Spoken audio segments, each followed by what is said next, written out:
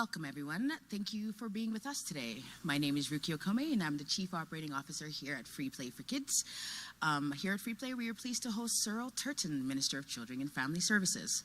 Free Play for Kids was founded in 2007, offering a free soccer program to hundreds of kids once a week. The program has quickly grown, adding basketball, hockey, flag football, and now we're servicing up to 5,000 kids per week. Free Play continues to expand, doubling as free childcare, club teams for youth and kiddos, foods classes, and programs that serve new refugees, communities, and community groups and adults. Our mission is to provide programs that are safe spaces, accessible and inclusive, because we truly believe in communities where everyone can play, grow, belong, lead, and succeed. We also believe in the important work we do requires collaborations with like-minded organizations. And we've developed really strong relationships along the way to offer even more opportunities to Edmonton kids, including introducing children and youth who've never worn skates to our city's beloved sport of hockey. Go Oilers! For 18 years, we've had the privilege of providing safe, dependable, inclusive, and fun spaces for kids, youth, children, adults, and anyone that wants to access Free Play for Kids.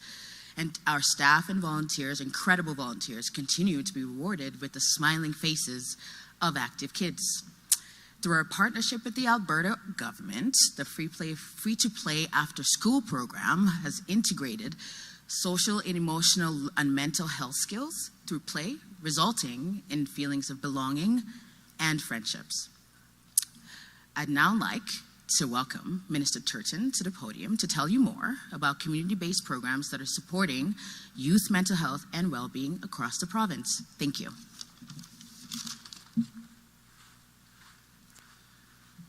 Well, thank you very much, and good afternoon, everyone. First, I'd like to acknowledge that we're gathered here today on the traditional land of Treaty 6 First Nations and the Métis people who hold an important connection to the land. I also want to thank Tim and Free Play for Kids for hosting us here today. It's nice to be here at the same soccer center that my own kids have played at for so many years. May 5th to 11th is Mental Health Week. We want young people to know that they're not alone. We want to make sure that they know where to turn for help within their communities. Alberta's government is committed to providing supports for youth and their families and making sure they know where to access them. This includes support for mental health challenges, including suicide prevention. This topic is not easy to discuss, but that is why it is so necessary. Growing up is hard. It always has been, but for today's youth, the pressure is greater than ever. Social media, academic stress, family struggles, and uncertainty about the future can all weigh heavily on their mental health. For some, that weight becomes unbearable. We can't stay silent about this. Reality of youth suicide is devastating. We have to talk openly and honestly about youth mental health, because ignoring it just doesn't make it go away. It only makes it harder for those that are suffering to ask for help. And hope often begins with something simple: connection. For those struggling, being seen, heard, and supported can change everything. When they know that someone genuinely cares, it can save their life. A trusted and supportive person, a parent, a relative, a coach, a friend, a mentor can all make the difference in a young person's life when it matters most. And we're here today to talk about a lot of the great organizations across the province who are doing that for just so many Albertans. Organizations like Free Play for Kids are critical in supporting youth. And that's why the government of Alberta launched the Youth Suicide Prevention Grant in 2022 to support organizations that promote the overall well-being of youth through programs that help them build resilience and develop meaningful connections in their communities. Since the grant program has been renewed, funding increased by $1 million to provide a total investment of $4 million over 2 years. Through this grant, we're helping to fund more organizations across the province, 17 in total, that are focused on improving the health and well-being of young people. These organizations provide spaces for youth to make social and emotional connections, giving them a greater sense of belonging. They offer after-school programs, cultural camps, and events, as well as awareness and educational workshops. These programs equip young people with useful tools and strategies that help them recognize their emotions and positively manage their thoughts. Since the renewal and funding increase in 2024, the grant program has supported over 2,100 youth experiencing mental health challenges. Some programs provide unique resources to priority youth populations or offer services in high-need rural or remote areas. These programs are intended to help young people build friendships, improve their sense of belonging, and support positive self-esteem. The aim is for targeted programming to help youth at increased risk to feel more confident about their identity and supported in their communities. Alberta's government is committed to collaborating with community-based organizations across the province that make a difference in the lives of children, youth, and families. Ensuring vulnerable children and youth are safe and supported will continue to be my top priority. Supports are available, and you are not alone. If you or anyone you know needs to talk to someone, don't delay. Kids Help Phone offers 24/7 support for children, youth, and young adults throughout Alberta and Canada. You can also visit alberta.ca to learn more about youth suicide prevention and the programs available through the grant. Now I'll turn it over to Tim from Free Play for Kids to describe the impact this funding will have on programs like this right across the province. Thank you.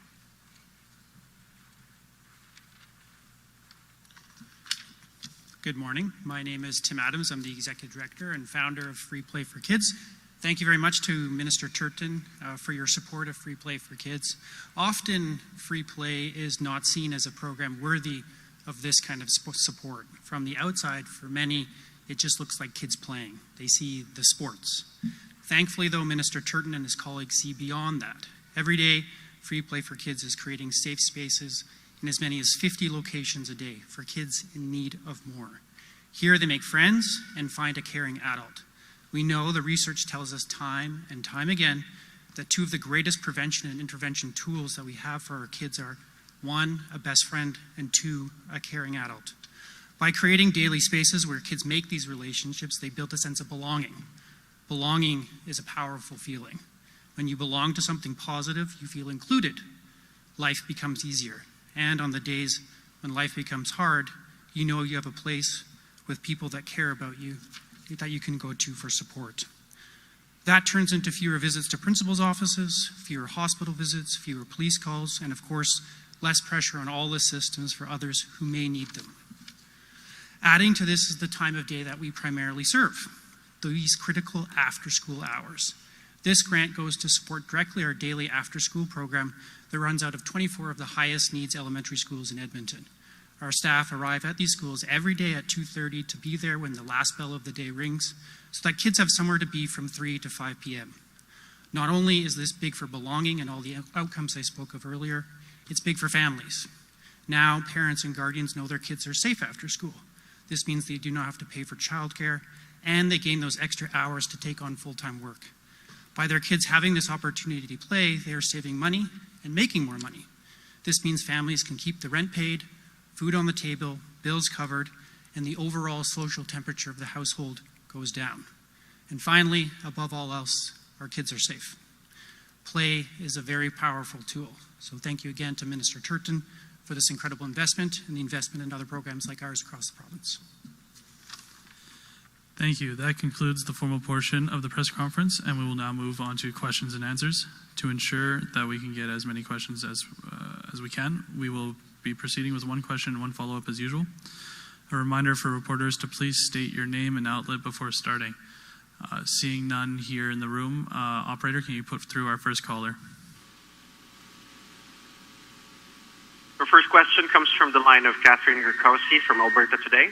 Please go ahead. Hi, good morning. There was a report yesterday out of Red Deer Polytechnic that showed Alberta has higher self-reported physical and sexual abuse during childhood. I'm wondering whether you've had a chance to read that report and whether you accept any of the recommendations. Yes, thank you very much for the question. I haven't read the exact report that you are referring to, but I do realize that the need to help provide supports for children that are dealing with sexual abuse is a huge priority for my ministry. That's why we support child advocacy centers, as well as other organizations throughout the entire province, like Little Warriors as well. We realize that these kids need help. They need to begin that first step for healing, and that is why my ministry is committed to continuing to support those programs that are dealing with these horrible cases of sexual abuse and child abuse that affects children here in the province. And last night, during debate of the Red Tape Reduction Amendment Act, the NDP had proposed an amendment that would increase data reporting to the Office of the Child and Youth Advocate, and your caucus voted against it to applause. I'm wondering, what was the justification for voting against that amendment? Yeah, no, thank you very much for the question. So again, my discussions, throughout the debate at the legislature regarding the bill that you referenced, is we really want to make sure that the focus remains on children. We want to make sure that as a ministry, we remain focused on children under the age of 18 to ensure that the right tools and supports are there so that when they do transition into adulthood, that they are going to be more resilient and more equipped to be able to deal with the challenges that they will face as adults. So I always appreciate the debate in the legislature. In the amendment, we do feel as if it was missing the mark in terms of ensuring that the focus was on children under the age of 18. Thank you. Operator, can you put through our next caller? We don't have any further questions over on the phones. Thank you. Okay, perfect. Thank you, everybody. That brings us to the end of our press conference today.